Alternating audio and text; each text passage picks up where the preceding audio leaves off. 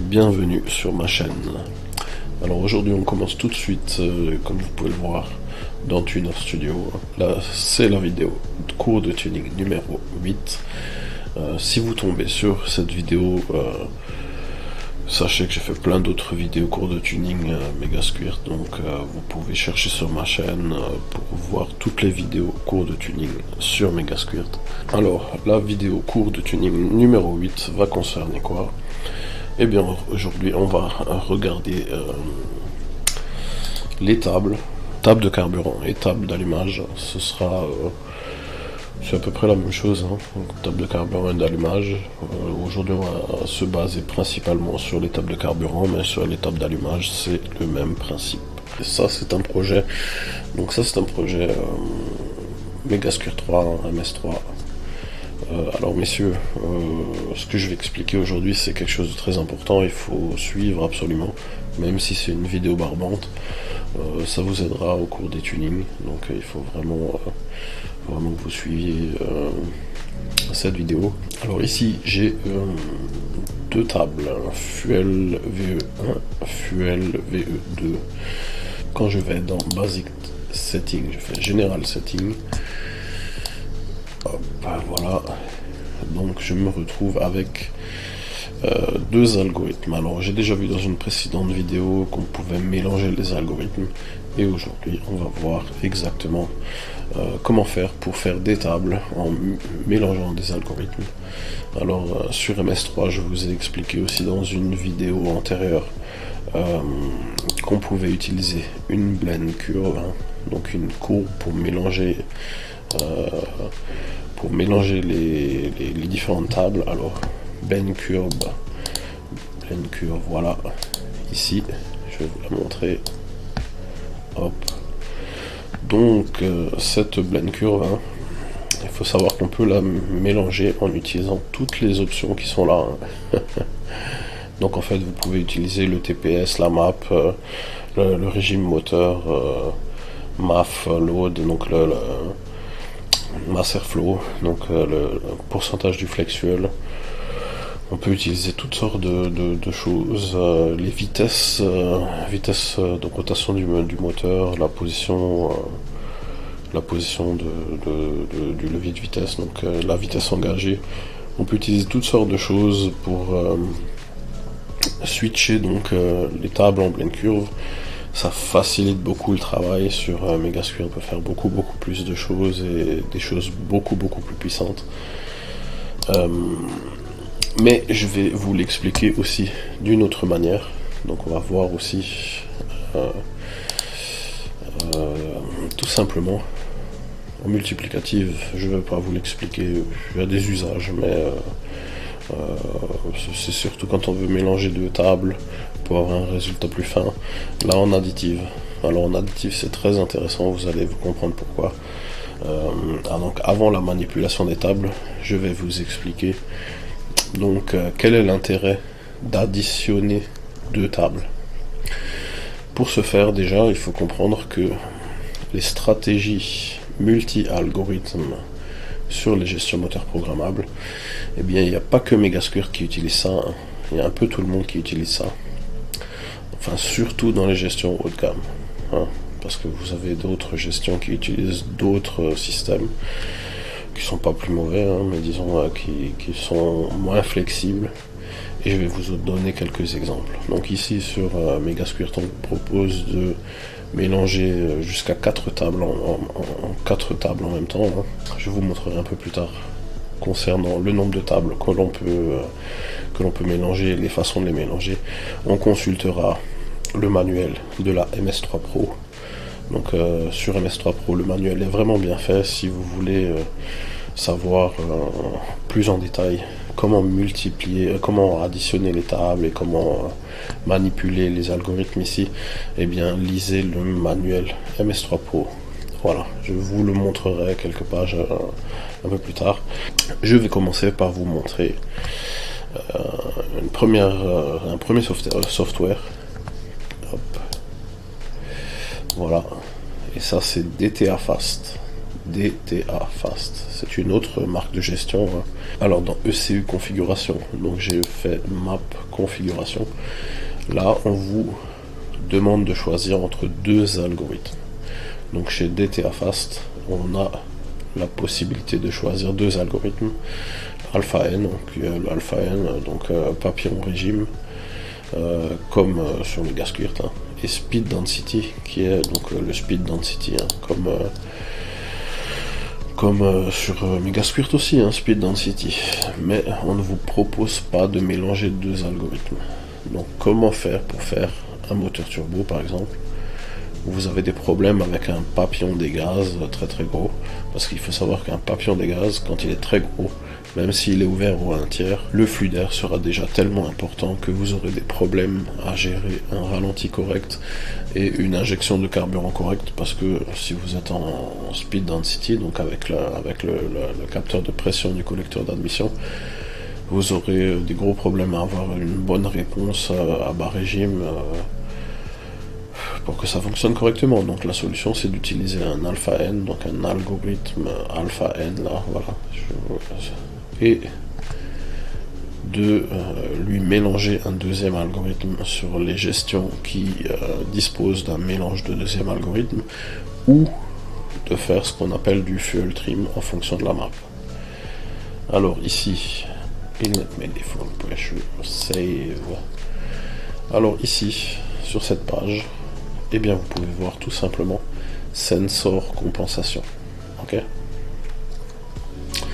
Donc ici sur cette page, vous avez cette map ici là, et vous avez cette map ici là, et elle vous permet de faire quoi? Eh bien elle vous permet, en fonction de la pression du collecteur d'admission, de pouvoir compenser la quantité de carburant qui sera injectée dans votre moteur. Donc ça veut tout simplement dire que quand vous utilisez cette table, vous pouvez ajouter du carburant en plus en fonction de la pression de suralimentation dans votre moteur. Donc voilà, donc chez DTA Fast, plutôt que de mélanger deux algorithmes, eh ben, ils vous permettent de faire du fuel trim, hein, donc fuel sensor compensation, donc voilà, fuel compensation, donc eux ils vous permettent d'augmenter ou de diminuer la quantité d'essence qui est injectée dans le moteur en fonction de la pression de suralimentation quand vous utilisez donc un Alpha N, donc position du papillon régime moteur. Alors voilà, donc je vous ai déjà montré la première méthode de chez DTA Fast par exemple. On va regarder dans une autre marque de gestion maintenant. Hein. Je vais vous en faire une ou deux autres.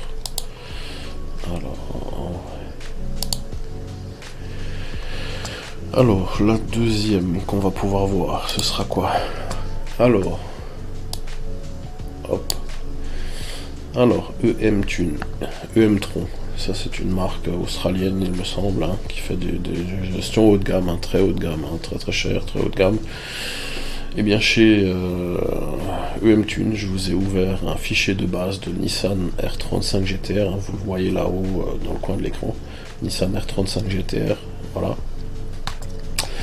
Et dans Fuel Model Setup, eh ben, qu'est-ce qu'on vous propose là? Eh bien on vous propose de pouvoir utiliser tous ces mélange d'algorithmes, donc voilà, speed density, map, BAP, mass airflow. Donc mass airflow c'est le débitmètre, hein. Et ensuite on vous propose de faire des mélanges blend, map, throttle mass flow, blend, map, mass airflow, dual mass airflow, dual speed density, air mass, mode LED. Donc en fait on vous propose de faire toutes sortes de mélanges d'algorithmes pour pouvoir faire votre tuning. Donc en fait quand vous avez une gestion moteur haut de gamme, et bien dans les gestions moteurs haut de gamme, on vous permet de mélanger les algorithmes un peu dans tous les sens pour pouvoir faire des tunings de plus grande qualité et obtenir des résultats bien plus qualitatifs en mélangeant donc plusieurs algorithmes. Alors c'était EM-Tron. Ah oui, je vais fermer, ok. Et qu'est-ce que j'ai encore? Alors ici on est chez Altec, tout simplement. et j'ai ouvert une map de Mazda MX-5, MX-5 NBVCT. Alors ici, tuning, alors on vous propose injector time, on vous propose mass airflow, on vous propose volumetric efficiency, voilà. Fuel load type, on vous demande ce que vous voulez, hein, tout simplement. Ensuite, injection système, séquentiel, fuel table. Et en fait, il y a aussi ici, on vous propose aussi, par exemple, la map correction, hein, comme on a vu chez DTA Fast tout à l'heure. On vous propose toutes sortes de mass airflow, injector time, donc ça c'est des tables en microsecondes d'injection, ça c'est des tables en volumetric efficiency, fuel load type, alors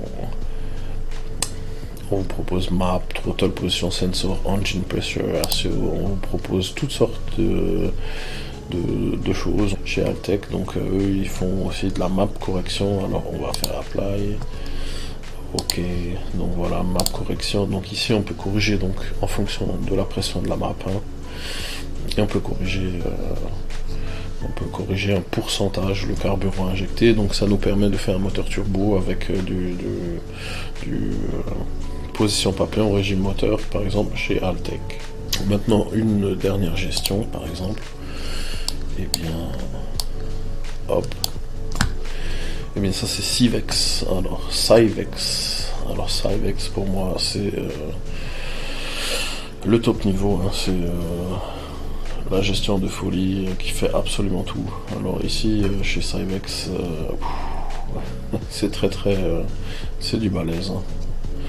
Donc ici c'est pareil, hein, secondary injection hold time, load multiplier,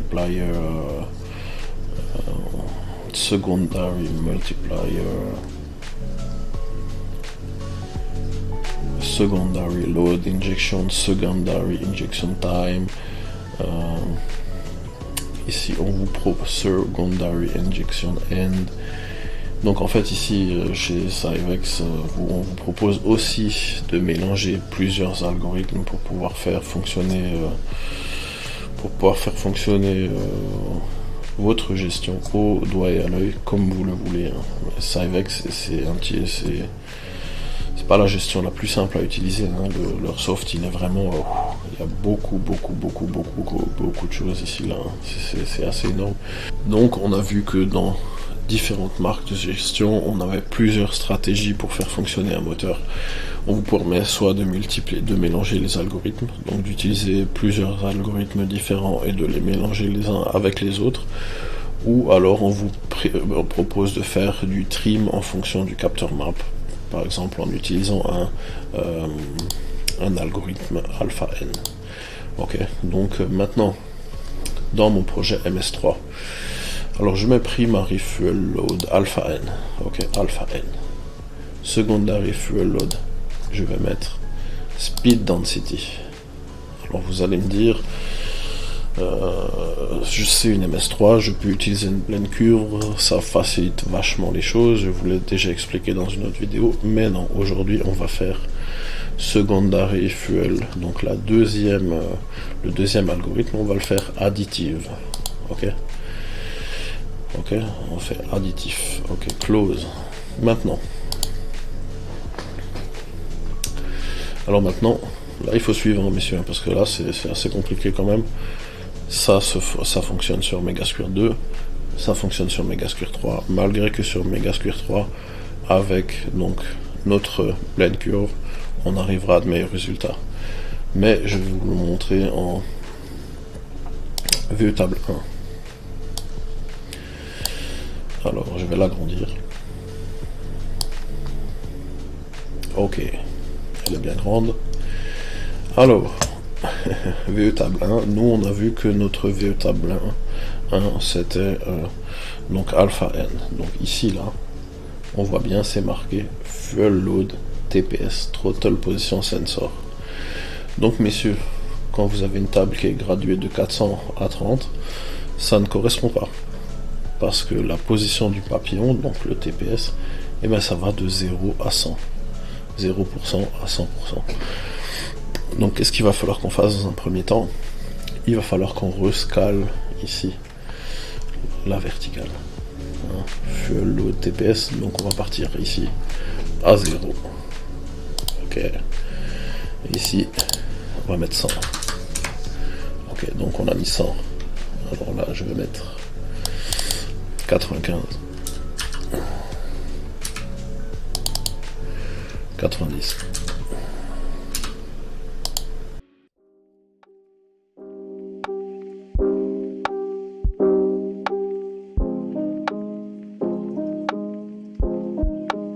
Donc on est à 0, 10, 20, 40, 50, 65. Donc nous on veut pas mal de sensibilité. Ça dépend.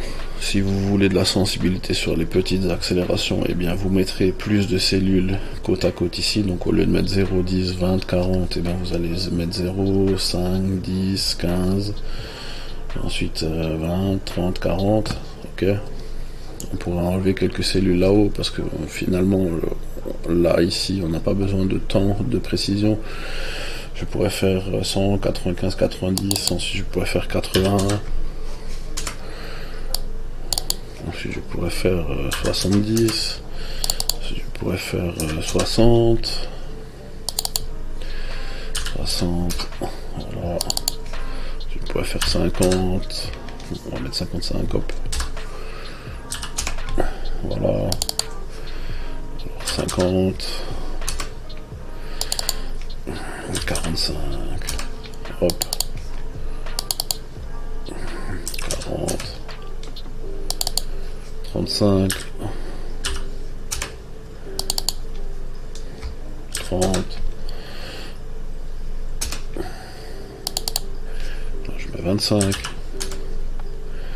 voilà, 25, 20, 10, 0.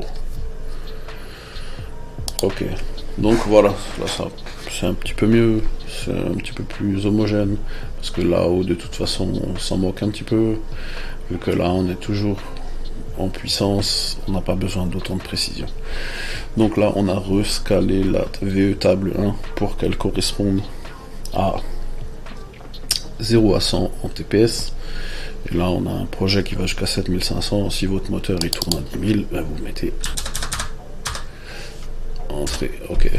Donc là on me dit que ma valeur est trop haute, que je suis limité à 9000, mais en fait ça c'est parce que dans Basic Load and Setting, Gauge and Setting Limit, RPM Max Display, donc en fait, ok, Basic Load and Setting, vous allez dans Gauge and Setting Limits, et là on vous dit RPM Max Display. Et bien là, si vous voulez faire des projets à 16 000 tours minute, vous mettez 16 000. Entrée.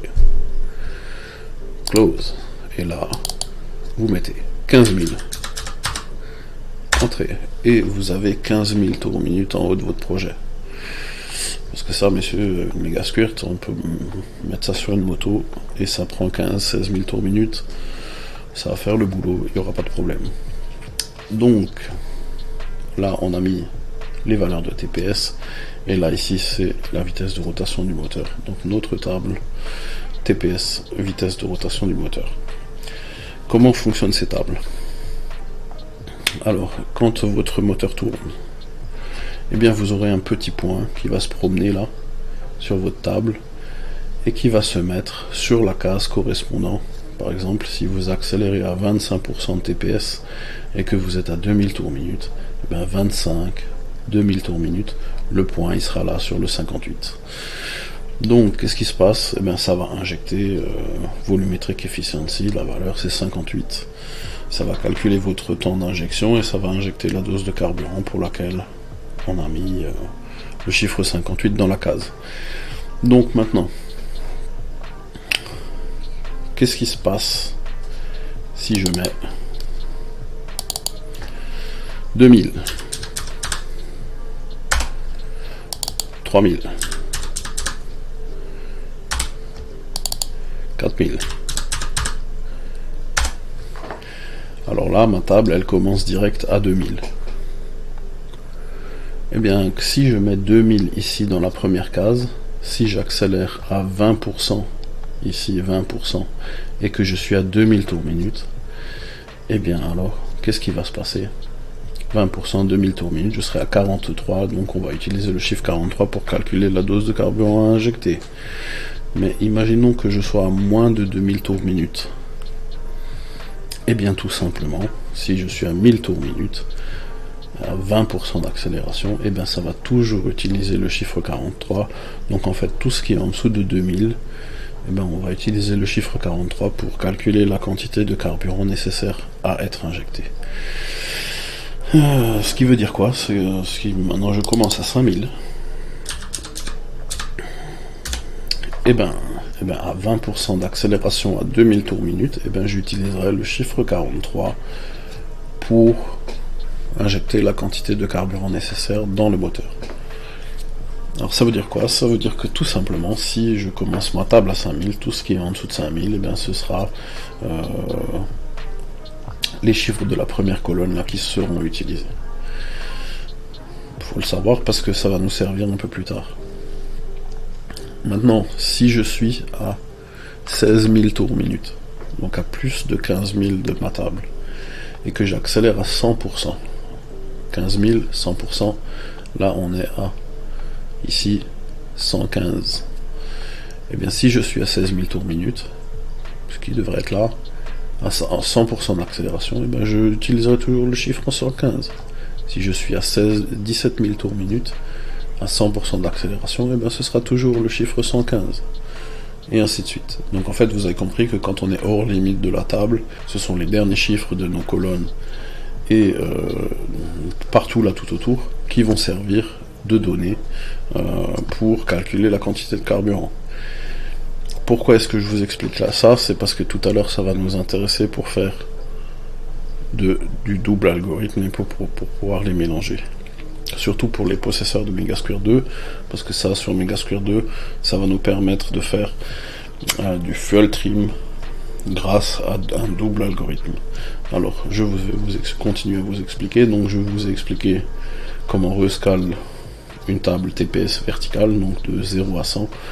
En bas, là, pour mettre les chiffres que vous voulez, hein, je vais remettre les chiffres corrects, hein, donc on va mettre 800...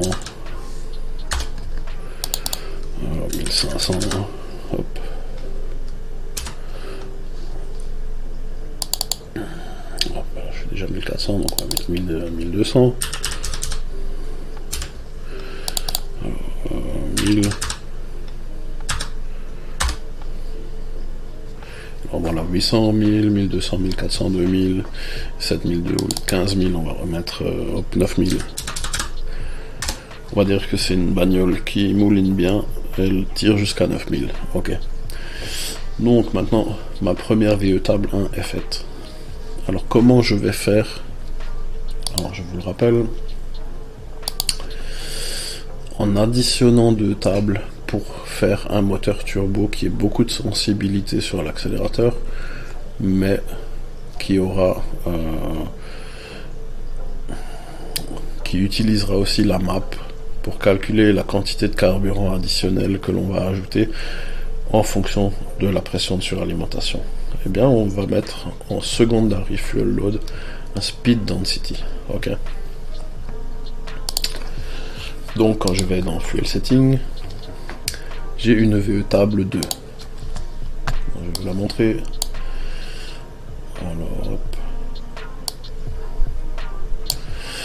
Alors, voilà, VE table 2. Alors là, il y a marqué quoi? Fuel load 2. Alors, fuel load 2, ici, il y a marqué KPA, kilopascal. Donc, la table en kilopascal, elle fait quoi? Elle va de 0,30, enfin de 30 kPa jusqu'à 400 kPa. Pourquoi? Parce que 0,30 kPa, c'est pression absolue, hein. Donc c'est en dessous de la pression atmosphérique. La pression atmosphérique tourne autour de 100, c'est le baromètre classique, hein, 100 kPa quand on vous dit la météo, hein. Et ben 30 c'est de la dépression, et au-dessus de 100 c'est de la pression de suralimentation. Donc là, Qu'est-ce que je vais faire Bien, je vais vous montrer comment additionner la VE table 1 et lui mettre en plus la VE table 2 en fonction de la pression de turbo. Alors, comme ici on a une map 4 barres, déjà on va rescaler ça et on va rescaler ça. Pourquoi? Quand vous voulez tuner un moteur turbo, vous devez d'abord tuner une table en atmosphérique. Donc vous devez débrancher votre piping de turbo et vous devez tuner la table VE1, par exemple en papillon régime, en atmosphérique, donc sans que le turbo ne soit connecté. Alors il y a des tuners qui vont vous dire qu'on peut laisser le turbo connecté et qu'on va tuner les deux tables d'un coup. Alors oui, c'est possible, parce que de toute façon, on sait pertinemment qu'au-dessus d'un certain régime moteur, on sera tout le temps en phase de suralimentation. Mais, dites-vous bien une chose, le jour où vous sautez vous perdez un des manchons du turbo, par exemple, vous avez votre coude en silicone qui vient à l'intercooler, et bien votre turbo il est plus tout jeune, il pisse un peu d'huile, et bien il y a un peu d'huile dans votre intercooler, ça va lubrifier les manchons du turbo, et lors d'une bonne accélération, vous avez le manchon du turbo qui saute. Qu'est-ce qui se passe? Et bien toute votre table en atmosphérique là, et bien comme vous ne l'avez pas tuné sur les pleines charges avec la table turbo, vous vous retrouvez avec un moteur qui ne marche plus du tout, à part sur ce qui a été tuné sans le turbo. Donc quand vous voulez faire un bon tuning, et bien vous tunez d'abord sans le turbo connecté, donc vous débranchez le piping du turbo, vous mettez un filtre à air sur votre admission et vous tunez la table atmosphérique. Là. Une fois que vous avez bien tuné toute la table atmosphérique correctement, et bien vous êtes sûr que le jour où il y a le moindre problème sur votre moteur, votre turbo il est plus connecté à votre admission, et bien votre moteur continuera à fonctionner. Si vous devez pour x et y raison continuer à rouler avec le piping de turbo débranché, et bien vous aurez toujours la possibilité de rouler grâce à la table tunée en atmosphérique complète. Voilà. Pas bien, mais au moins ça dépendra. Ce sera une table tunée en atmo correcte. Maintenant, pour lui ajouter, donc avec, je vous le rappelle, ici on a mis que la deuxième secondary fuel, on l'a fait additive, donc on va ajouter la deuxième à la première. On va prendre la VE2, et maintenant messieurs, on va dire que notre turbo en dessous de 2800 tours minute, il n'y a rien, il pousse pas. Ok, 2800 tours minute, il n'y a rien, il pousse pas. Donc qu'est-ce que je vais faire? Eh ben, je vais commencer ma table ici à 2800 tours minute.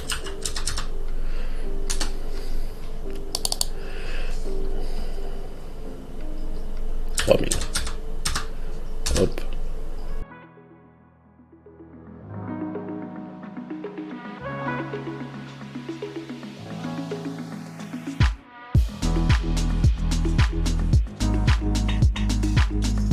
On va même mettre 10 000, allez, comme il y a beaucoup de cases, ça va me permettre d'en mettre beaucoup.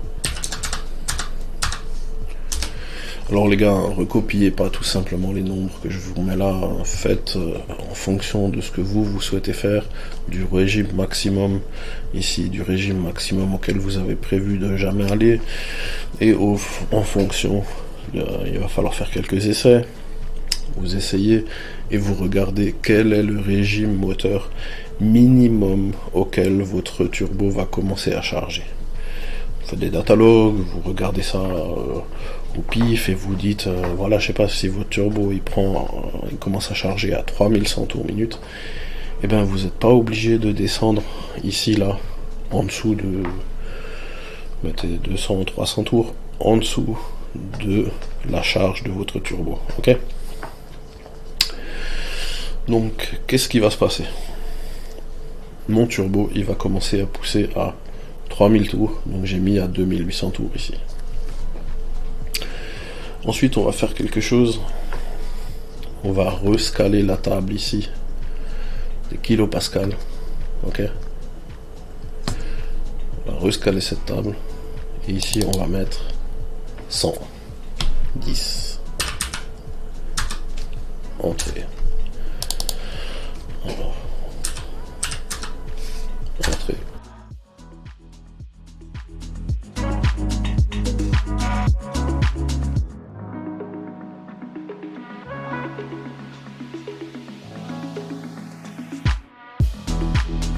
Voilà, donc j'ai fini de rescaler la table en kilopascal.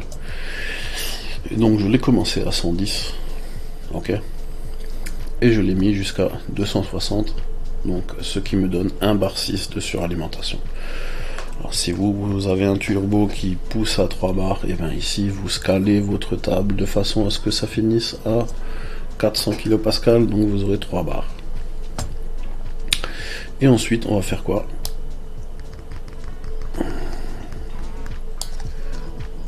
Égal 0. Entrée. Voilà, donc égal à 0. Donc ça veut dire quoi? Eh bien, quel que soit le régime moteur ici, ok, tant que vous n'avez pas dépassé les 110 kPa, donc une pression supérieure à la pression atmosphérique, parce qu'il est rare que la pression atmosphérique dépasse 110. Si vous voulez être tranquille, vous mettez 120, hein. Vous pouvez commencer à 120, alors la pression de sural commencera à 130. Donc en fait on va additionner, voilà,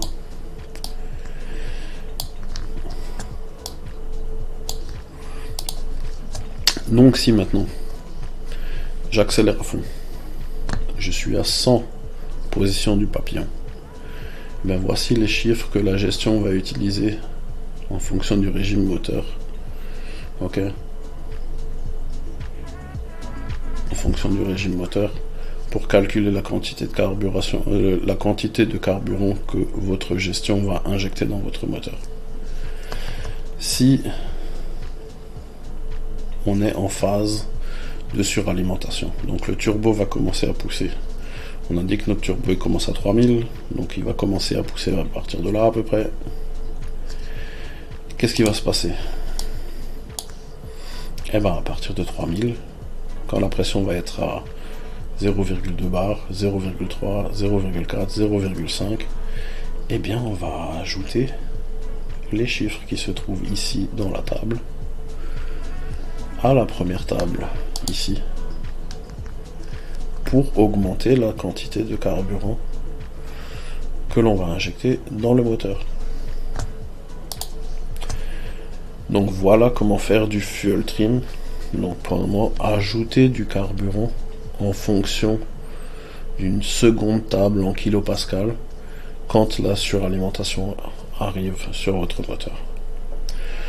Donc vous, qu'est-ce qui se passe? Eh bien, vous avez votre première table et on va lui additionner du carburant supplémentaire grâce à la deuxième table. On va additionner la première à la deuxième et on va réussir à faire une injection de carburant correcte avec l'AFR qu'il faut, en ajoutant du carburant tout simplement à la première ligne de la table qui est ici.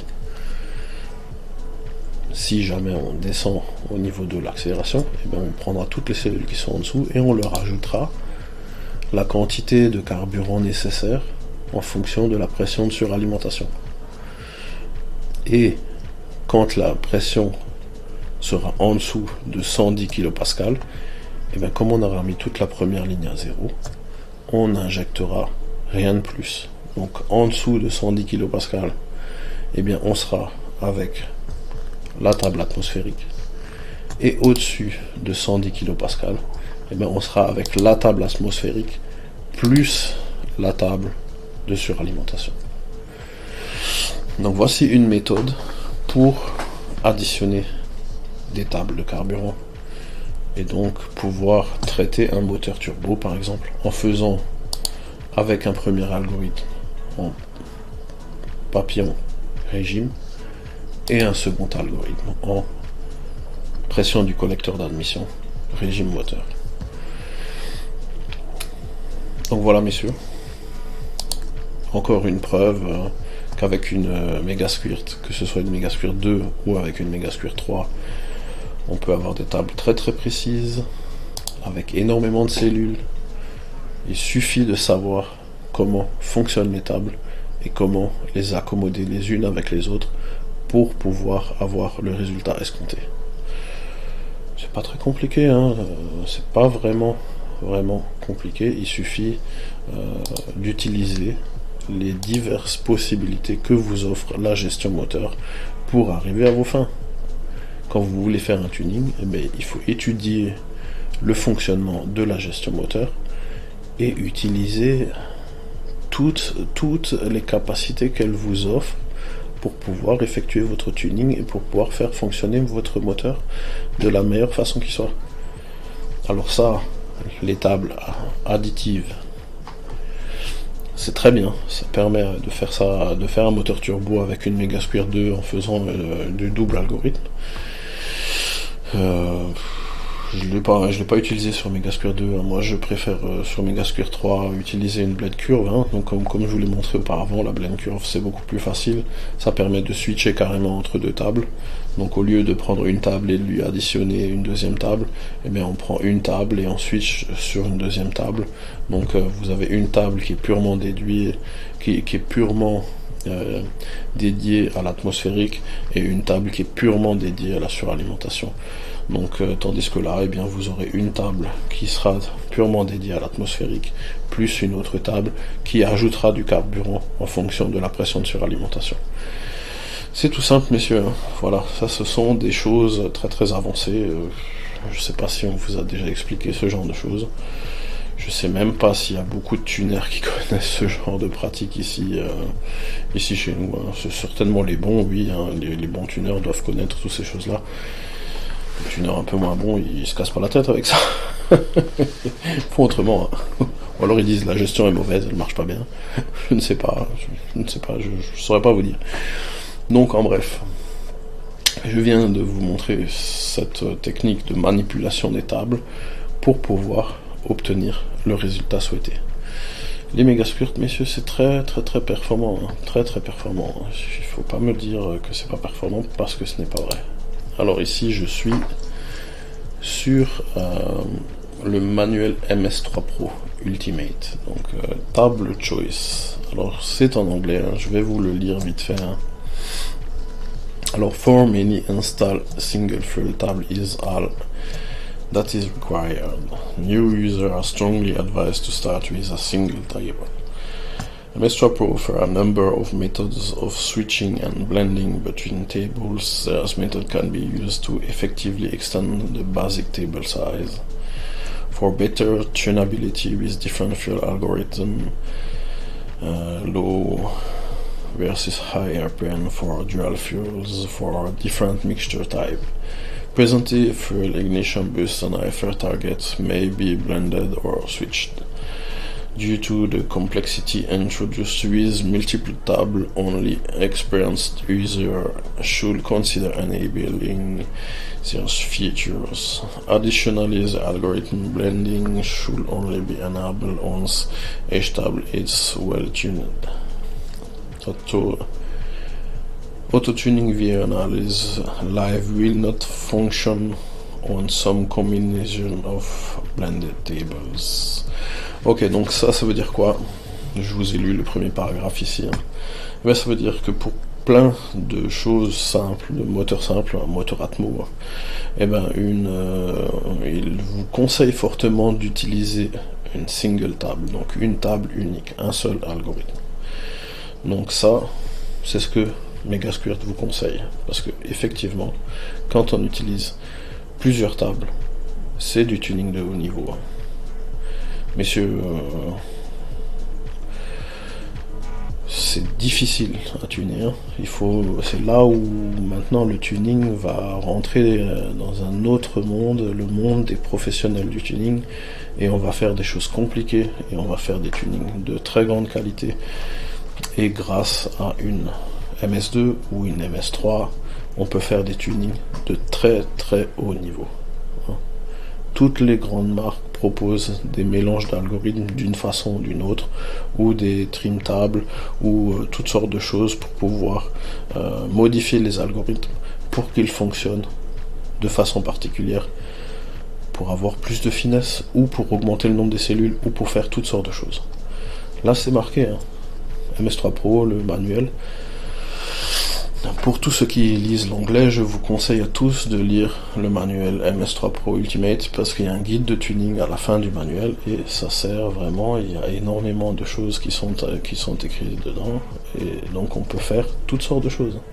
Parce que là on a parlé de mélange d'algorithmes, et je vous ai pas encore parlé de table switch. On a parlé de pleine curve, mais avec du table switch on peut aussi faire toutes sortes de choses très intéressantes qui ouvrent des possibilités de très haut niveau en concernant le tuning du carburant, le tuning de l'allumage, parce que ça, messieurs, vous pouvez le faire aussi avec l'allumage, hein.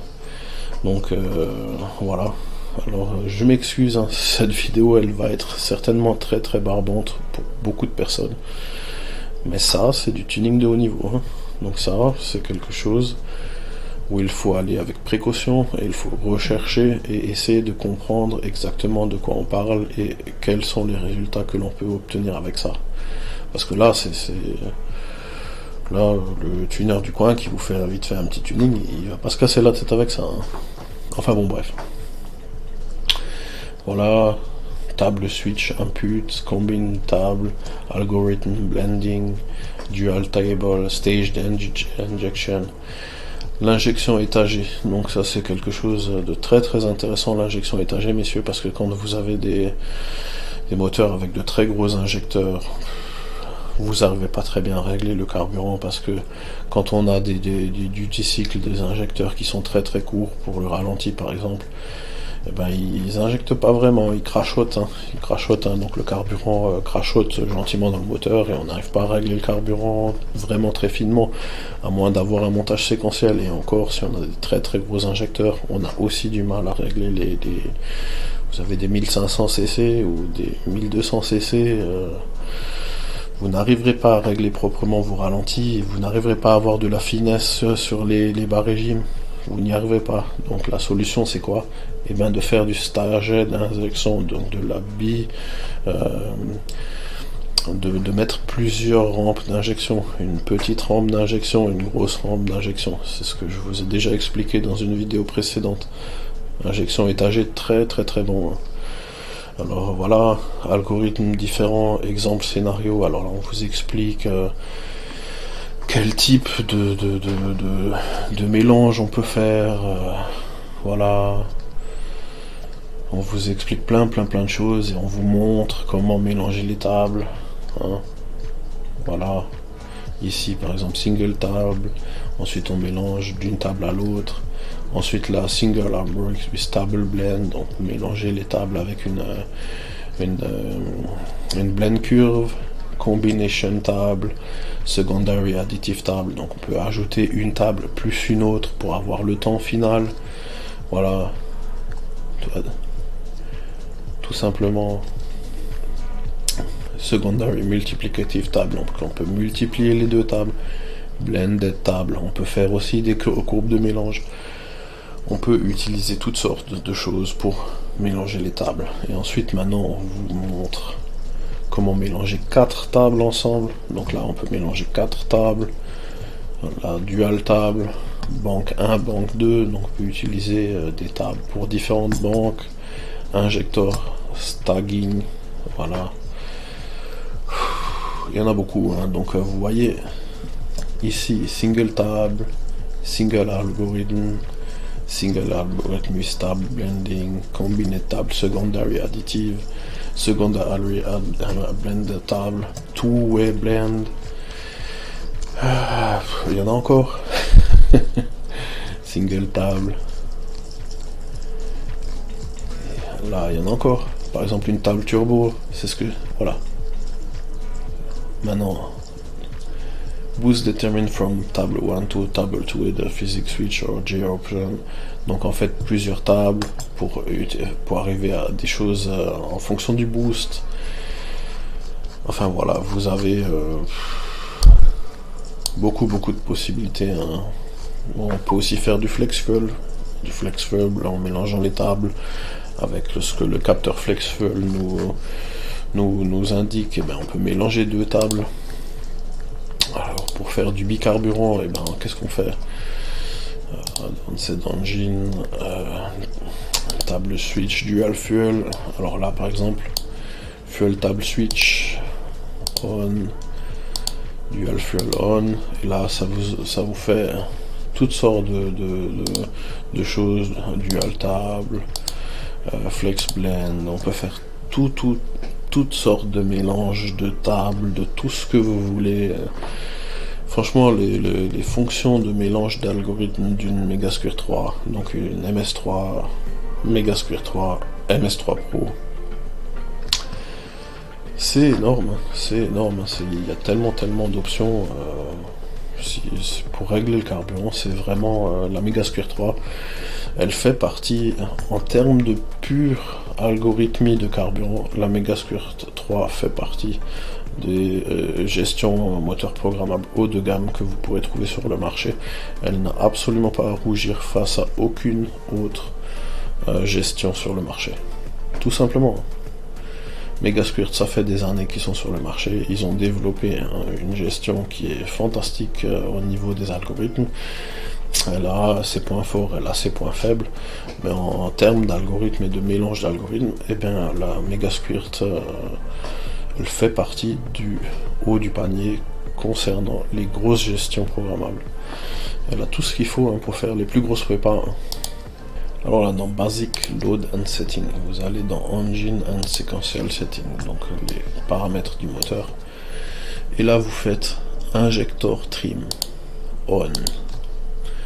Firing Order 1, 3, 4, 2, A, B, C, D, c'est pour vous dire sur quel cylindre et quel driver. Donc, quand vous changerez le cylindre A, numéro 1, et bien ça sera le driver A, numéro 3, ça sera le driver B, ainsi de suite.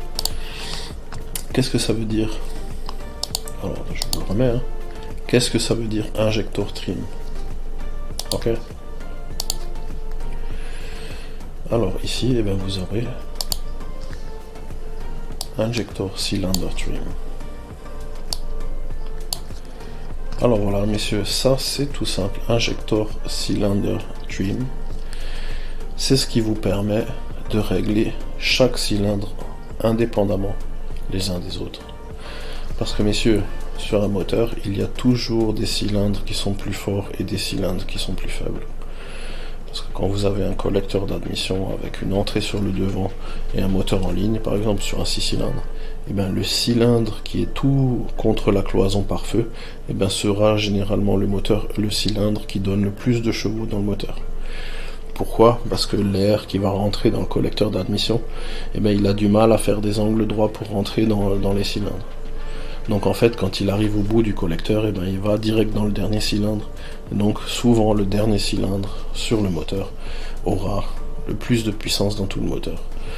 Donc quand vous avez une gestion moteur programmable qui est capable de faire de l'injector trim, donc d'injecter différentes quantités de carburant selon le cylindre, donc avec une gestion moteur séquentielle, et bien messieurs, vous pouvez tuner indépendamment chacun des cylindres de votre moteur. Vous pouvez tuner chacun des cylindres de votre moteur à votre guise. Alors, quand vous prenez ça, alors ici vous voyez Spark Trim. On va mettre on. On va fermer. Et maintenant, quand je vais dans Ignition, là vous avez cylindre 1 4 trim. Alors je vais vous montrer. Voilà. Alors ici, Spark cylindre 1 à 4 trim. Ok. Et bien ça, c'est la même chose que pour le carburant, mais pour l'allumage. Donc vous pouvez ajouter ou diminuer les degrés d'avance à l'allumage indépendamment sur chaque cylindre. Et messieurs, sur une MS3, vous mettez ça sur un V8, vous pouvez faire ça indépendamment sur chaque cylindre de votre V8. Donc, quand on prend notre injector trim, notre spark trim, et quand on a un détecteur de cliquetis comme le Plex, dont je vous ai montré quelques vidéos sur ma chaîne, qui permet de faire du tuning par cylindre, donc de la détection du cliquetis par cylindre. Et bien grâce à ça, vous pouvez tuner indépendamment chaque cylindre et sortir indépendamment sur chaque cylindre de votre moteur le maximum de puissance par cylindre. Et quand vous cumulez tout ça, et bien vous vous retrouvez avec un moteur qui a beaucoup plus de chevaux qu'un moteur qui n'est pas tuné indépendamment sur chaque cylindre. Donc voilà, ça c'est ce qu'on appelle des fonctionnalités haut de gamme sur une gestion moteur haut de gamme. Parce que toutes les gestions haut de gamme du marché font ce type de tuning, hein. Ils vont vous tuner indépendamment par cylindre sur chacun des cylindres, le carburant et l'allumage. Tout simplement, hein. Alors je vais encore vous montrer vite fait une table d'allumage. Alors voilà, la table d'allumage. Alors messieurs, la table d'allumage, il n'y a rien de très compliqué, hein. Ici, vous avez les kilopascals, donc la pression. Vous pouvez changer ça. Vous pouvez changer ça et y mettre la position du papillon si vous voulez. Mais en règle générale, quand on fait un moteur turbo, messieurs, ici, on met la pression en kilopascal, hein. Donc on se sert de la pression en kilopascal pour pouvoir faire une table d'avance à l'allumage en atmosphérique, donc jusqu'à 100, puis dans la partie suralimentation.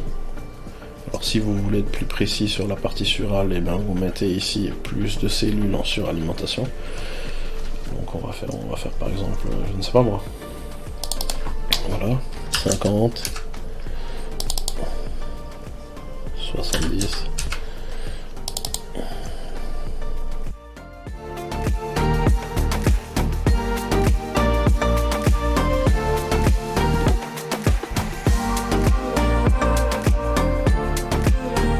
Donc là on a un peu plus de précision sur la table de suralimentation. Donc ici on aura un contrôle de l'allumage bien plus fin et bien plus délicat sur l'allumage. Et là en partie atmosphérique on aura une gestion de l'avance à l'allumage qui est plus simple. Alors messieurs, sur les allumages, hein, c'est pas la peine de se prendre la tête, parce que sur une mobilette, sur n'importe quelle voiture à distributeur, sur les 205, sur les vieilles 205 GTI et tout ça, eh bien il n'y a pas de table d'allumage, hein. Il n'y a pas de table d'allumage. Il y a une courbe d'avance à l'allumage, il y a des avances mécaniques, il y a des avances à dépression, le tout fonctionne l'un avec l'autre, ça fait une certaine courbe, ok, ça fait une certaine courbe, pas très compliqué, et c'est tout. Donc on pourrait se contenter, hein, si on voudrait, par exemple, de mettre tout à 5 là, 5, 10,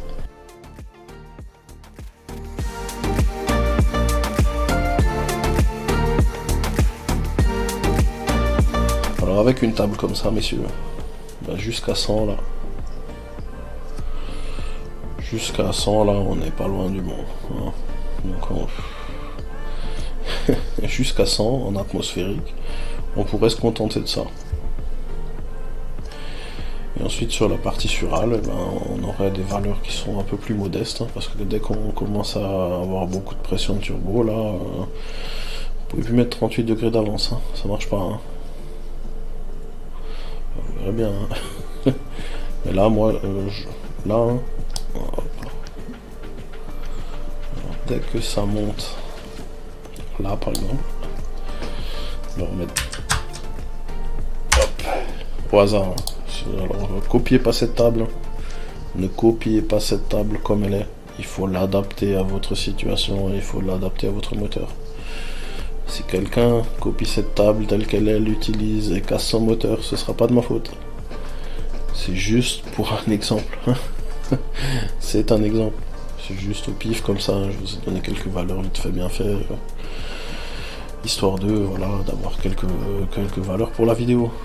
Essayez juste de comprendre le concept en allumage atmosphérique, eh bien on a la table atmosphérique, et ensuite sur la partie suralimentation, eh bien ce sera la partie du haut de la table. Ok? Tout simplement. Donc voilà. Alors messieurs, je vous ai fait une vidéo qui est barbante, hein, parce que c'est tout sur mon PC. Je vous ai montré 2-3 trucs vite fait bien fait. Je vous ai montré 2-3 trucs concernant le mélange des algorithmes, le mélange des tables, comment on rescale les tables. Donc vous avez pu voir en détail tout ce genre de choses. Lisez le manuel MS3 Pro pour avoir plus de détails sur ce genre de choses. Ne prenez pas tout ça pour argent comptant, parce que ça demande un petit peu de réflexion pour pouvoir être adapté à chaque situation et à chaque moteur. Regardez ce qui avait marqué dans le manuel. Alors voilà, je vous le remets à l'écran. Table choice 1. Pour beaucoup d'installations, une table simple fait l'affaire. Users are strongly advised to start with a single table. Ok. Si vous êtes débutant, n'essayez pas de faire du mélange d'algorithmes. Tunez d'abord quelques voitures, tunez votre voiture 3, 4, 5 fois, changez, essayez de faire plein de trucs. Et ensuite, si vous vous sentez de commencer à mélanger les algorithmes, eh bien commencez à plonger dans les méandres du tuning et vous allez vous retrouver dans des situations où ce type de choses, le mélange d'algorithmes, le travail des tables, le scalage des tables correctement en fonction de ce qu'on veut obtenir, eh bien toutes ces choses-là, ça va vous apporter des solutions à des problèmes de tuning que vous allez rencontrer au fur et à mesure du temps. Et surtout si vous êtes amené à tuner beaucoup de véhicules, c'est incontournable. Tous les gens qui tunent des grosses gestions, des gros véhicules, des grosses prépas, ils sont obligés de faire du multitable, du multi-algorithme.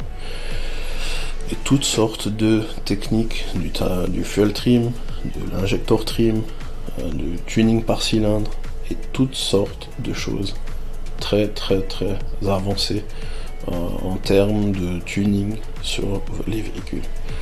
Donc c'était un peu barbant, hein. Je m'excuse, ça devait être long et barbant. Mais je n'ai pas le choix, messieurs. Si je veux vous expliquer le tuning, il faut comprendre tous ces concepts. Si vous avez des questions, comme d'habitude, mettez-les en dessous de la vidéo, dans les commentaires. J'essaierai de répondre du mieux que je peux. Si cette vidéo sur donc vidéo cours de tuning numéro 8 sur les tables, les algorithmes, comment les mélanger, comment les sélectionner vous a plu, mettez des pouces vers le haut, abonnez-vous pour voir plus de choses comme ça sur ma chaîne. Je vous dis à une prochaine. Il est déjà tard pour moi ici.